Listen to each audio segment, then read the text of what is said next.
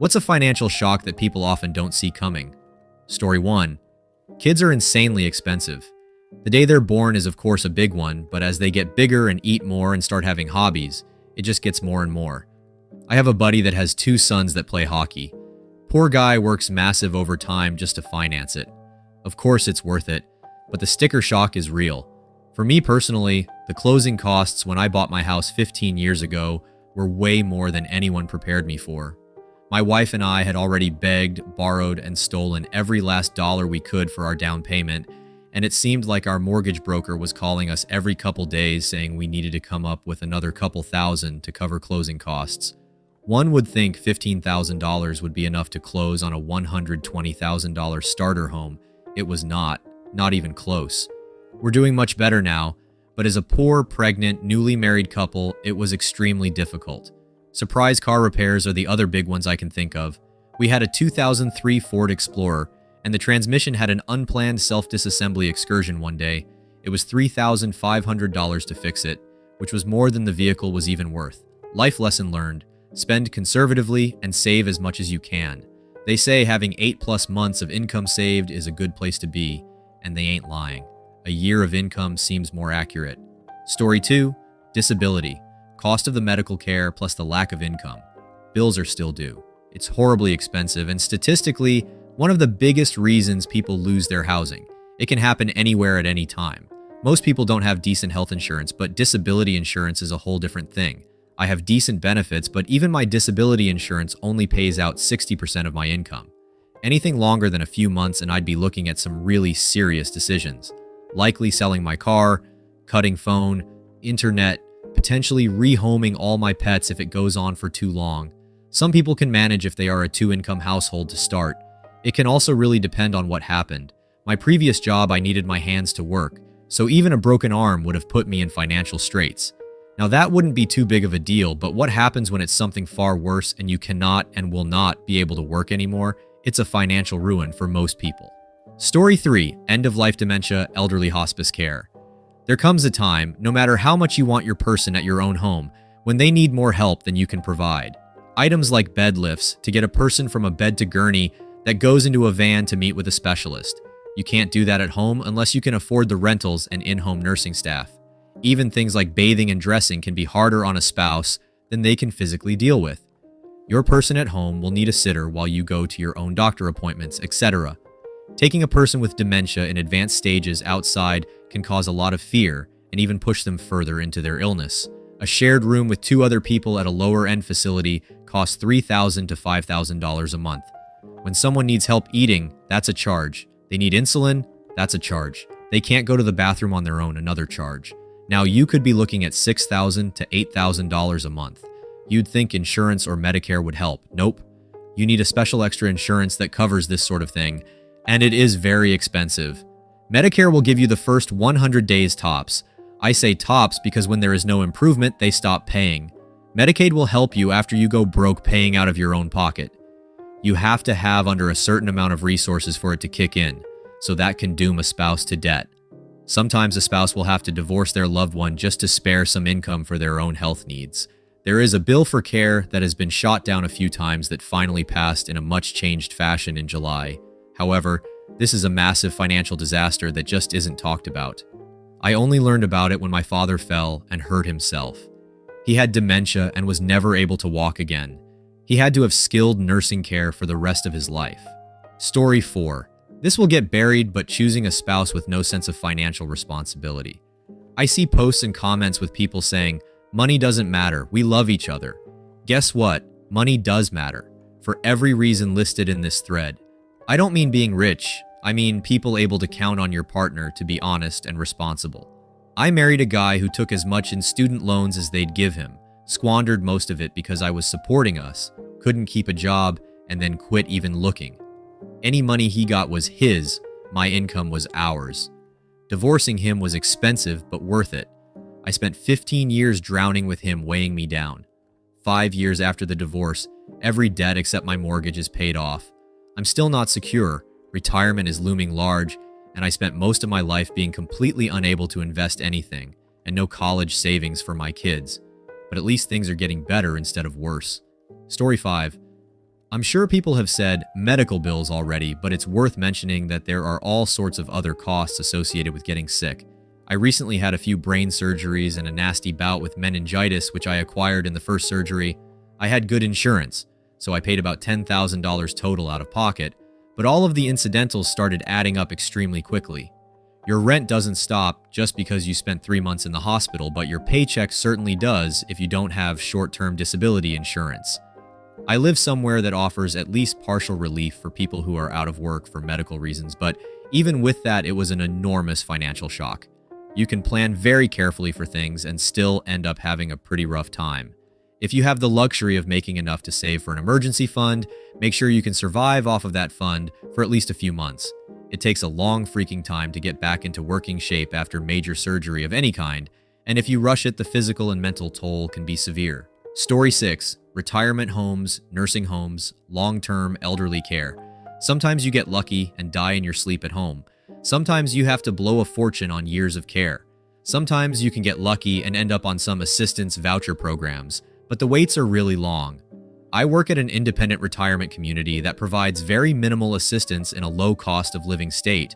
To live in a one-bedroom apartment, have staff help you remember your medication, one hot meal provided per day, no specialized diets, and a light housekeeping detail is more than $6,000 a month.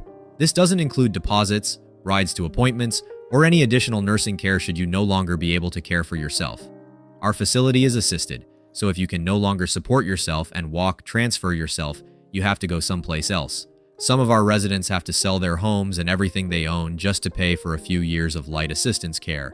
After the money runs out, we have to boot them back onto their families or try to find a state-run place with room. It's sad and incredibly expensive. Story 7. Veterinary expenses. I'm an ER veterinarian, and the number of people who walk through the front door of my hospital and seem to think vet care should be free is astounding. I love my job and could not picture doing anything else, but compassion fatigue and burnout are real when people try to blame and guilt you. I can't even count the number of times someone has said, "He's just a dog" to me, and walked out the door without seeking care for their very sick animal. It kills me knowing many of these animals go home to suffer at the hands of owners who don't care, as well as owners who do care, but who do not have the financial means to pay for the care of the little furry life they agreed to look after and love. I don't own my hospital. I don't set the prices. If you don't pay for your care and skip out on your bill, that falls on me. Please get pet insurance if you can't afford emergency vet care. Other alternatives are setting money aside each paycheck as your animal emergency doesn't, though it will take time to build up enough of a fund to cover much. Coming to my hospital for x-rays and blood work on an ER basis exceeds a cost of $1,000. My foreign body surgery estimate is $4,000 to $6,000, and we're the cheapest ER for surgery in the area. It's a lot, I get it, but pet ownership is a responsibility. We are their guardians and should be looking out for their best interest. We do this because we love animals and want to help them. Don't blame your veterinarian for the cost of care. Also, vets aren't all just in it for the money. We make far less than our human doctor counterparts, and our vet techs/nurses make much less than human nurses. Cost of vet care has increased significantly the past few years, but so has inflation and cost of living, and we need to be able to pay our support staff a living wage, pay our doctors a salary in which they aren't drowning in $300,000 vet school debt their whole lives, and keep our hospital looking nice despite the wear and tear of hundreds of animals in and out the door a week. Story 8. I got a job inquiry from a different department offering over $10,000 what my current job pays now. Since it's the same company, sliding into this job would have been easy. I had the credentials and the spot had just opened. I mentioned it to my manager and she quickly put together a plan to try and keep me there with them. She said she would make my job more dynamic with more responsibilities and would give me a chance to level up and put me in a great spot. Not to mention they would essentially compensate me for doing extra. Having all the knowledge of my current job, I figured this would be easier to do and would pay about the same, so I decided to go with my current department's offer. I waited over 4 months before anything was brought up about it in writing, and when I sat down, they said I had 2 days to read over the offer and decide. Once I got the papers, I was sick. They stated on the sheet I wouldn't be getting my annual raise of 3 to 4.5% because this was technically a promotion, and when I saw what they were offering, I instantly regretted ever considering them. They offered me an extra $1 per hour to do 8 more tasks and double the expectations. They stated that once I could adequately support myself in the role, they would bump me up another $2 per hour. Keep in mind, $3 per hour is only about $3,240 a year before taxes. I have a meeting with them tomorrow to talk about this, and I'm pretty sure I'm going to look for work elsewhere when they tell me I'm asking too much. Moral of the story, if you get a good offer, make sure 100% you will be getting more before you decline the initial one. Story 9. Funerals. It sounds morbid as hell, but you need to look into saving up. Setting aside money or buying the plot beforehand will save your loved ones thousands. My papa, who had a family plot, was still around $8,000. He was wider, so needed a special casket. My Nana was about $4,000. My mother wanted to be cremated, and that was still about $2,700. And also don't assume people will help you out, even when it's their immediate family. If you can put money aside for you, your immediate family, or anyone you might be paying for a funeral for, even cremating pets is expensive, it will help you in the long run. Definitely look into your bank to see if there is a funeral fund you can put money into or a life insurance that covers funeral arrangements. Also, if a loved one passes in a hospital, they do have a morgue to store them. Try to get a funeral home to pick them up within 2 to 3 weeks, and make sure you get the building right if there's multiple hospital buildings nearby. If you need more time, let the hospital know. They worked with us, and even gave us a list of crematorium places to check out. Story 10. When you buy a brand new house, usually in one of the developer's cookie-cutter neighborhoods, you are starting off with a plot of land, and they build the house on it, and then hand the keys over to you. Often people do not get properly briefed how taxes are assessed. People pay their monthly mortgage rate, understanding it's a wrapped up together pile of cash to cover the monthly principal payment plus the monthly interest rate. A lot of folks not understanding how those are set up either, and not knowing that for first several years, that part of the payment is in the realm of 95% interest and 5% principal, along with a chunk of cash monthly going into an escrow account to cover annual cost of house insurance, and also state, county, local property taxes. The escrow account is set up to collect cash all year, then pay out the annual bills costs. The shock many people don't see coming is how for the first few years, it's variable depending on how slow the local county property tax assessor is. They are only actually paying tax on that empty plot of land they selected to build the house on. This is often quite low, sometimes only a few $100s.